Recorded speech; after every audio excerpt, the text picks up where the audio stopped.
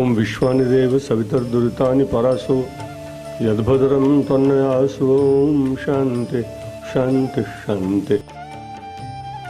हमने अपने सारे चित्त में, मन में, बुद्धि में केवल विषय के पदार्थों के कबाड़ को इकट्ठा करने का यदि यत्न किया तो बड़ी कठिनाई होगी।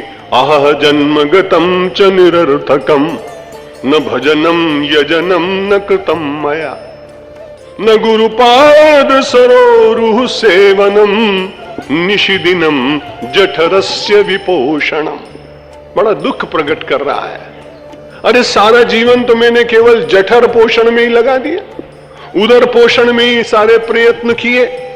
विचार करके देखिए तो संसार में जितनी भी संपत्ति है केवल उदर रक्षण और राष्ट्र रक्षण में ही उसका सारा व्यय होता है।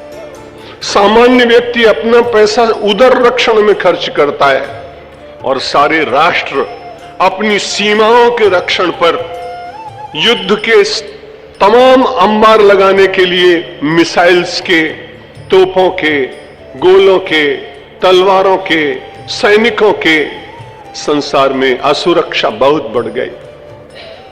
लेकिन अध्यात्म की यह सबसे बड़ी विशेषता है कि उसमें व्यक्ति अपने को कभी असुरक्षित अनुभव नहीं करता। उसके मन में बड़ा विश्वास रहता है। ऐसे फक्कड़ महापुरुषों के दर्शन करने का मुझे हिमालय में कई बार अवसर मिला कि जिनके पास कल की व्यवस्था नहीं। और कबीरदास जैसा तो हमारे जैसे लोगों को फटकार कर कहता है, हम सुनकर भी पालन नहीं कर पाते, आपका ही दोष नहीं है, हम भी उतनी ऊंचाई को छू नहीं पा रहे। उसने तो कहा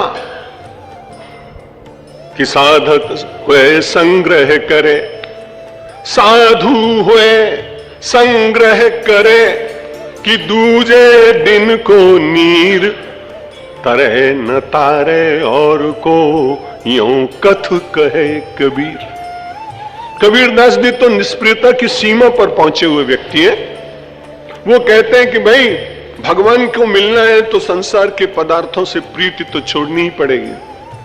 उपयोग मात्र के लिए आदमी रखे, दरिद्रता इतनी न हो कि पॉवर्टी लाइन के नीचे जीना पड़े, किसी से मांगना पड़े, याचना करनी पड़े, ऐसा नहीं हो।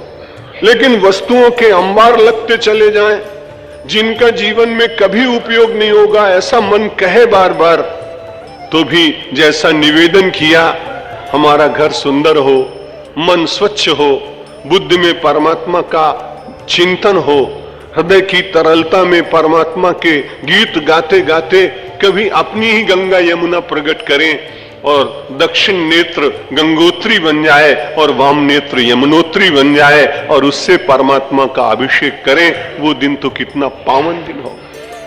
लेकिन ये कहता है कि मैंने तो जीवन के दिन बड़े विचित्र व्यतीत किए। आहा जन्म गतम च निरर्थकम न भजनम यजनम न कृतम मया। न तो मैंने यज्ञ किया, यज्ञ का मतलब श्रेष्ठ कर्म, यज्ञ का मतलब हवन आदि तो होता ही है, लेकिन यज्ञ वही श्रेष्ठतमम कर्म।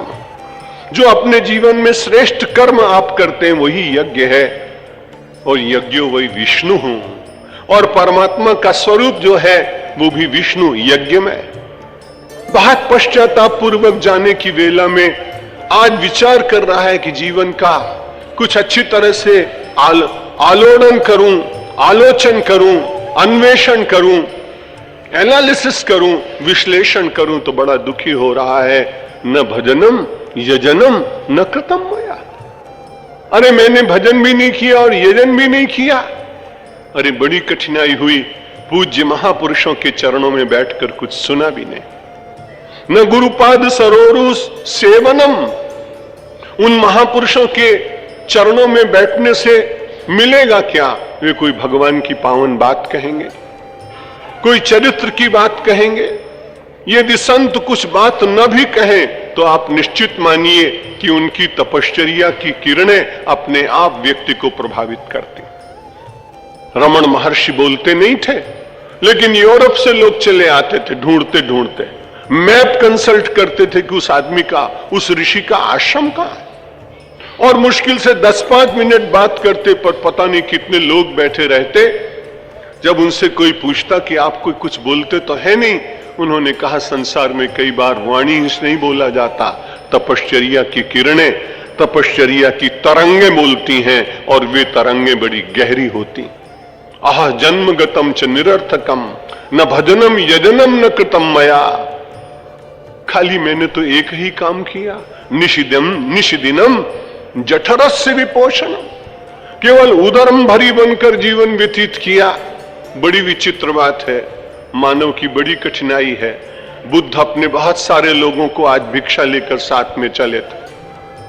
जहां से जाते थे एक ग्रास ले लेते थे, एक टुकड़ा ले लेते थे। उनके साथ में कोई एक ऐसा ही फक्कड़ साधु भी आ गया जो केवल वेश का साधु था। उसने कहा मैं भी आपके साथ भिक्षा लेने चलूं, लेकिन पात्र उसका उस दिन खो गया था। जब उसका पात्र उसको नहीं मिला तो उसको अघोरी जीवन व्यतीत करता था। स्मशान रास्ते में मिला, रास्ते में से उसने एक खोपड़ी उठा ली, उसको साफ किया। साफ करने के बाद में भिक्षा मांगता। जितने और साधु थे उनके पात्र बड़े छोटे छोटे थे, भर जाते थे। इसको तो पूरे गांव के लोग भरने लगे, फिर भी उसका वो पात्र भरा ही नहीं। आज तो बुद्ध को बड़ा आश्चर्य हुआ, ये कैसा व्यक्ति मेरे साथ आ गया। कहा भाई सब लोगों के भिक्षा पात्र तो भर जाते, पर तुम्हारे भिक्षा पात्र में 10-10, 15-15 लोग डालते हैं, लेकिन तुम्हारा पात्र भरता नहीं। उसने कहा महाराज इनके पात्र तो लकड़ी के बने हुए हैं, लेकिन मेरा पात्र तो खोपड़ी है। मानव की खोपड़ी कभी आज तक भरी ही नहीं गई, भरी कैसे जाएगी, वो तो खाली की खाली रहती है। इसलिए परमात्मा दया करे कि हमारी खोपड़ी में भगवान विराजमान हो, संसार धीरे धीरे विस्मृत होता चला जाए और आप बड़े प्रेम से सुनिए कि दिन के श्रवण समुद्र समाना, कथा तुम्हारे सुबह सरिनाना, भर निरंतर हो ही न पूरे, कि तिन कहाँ ही है तुम्हारे गृह रूरे।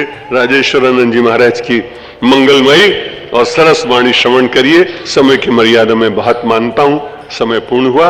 आश्रम की ओर से स्वागत कर रहे हैं रवि शास्त्री जी, बहुत बहुत धन्यवाद।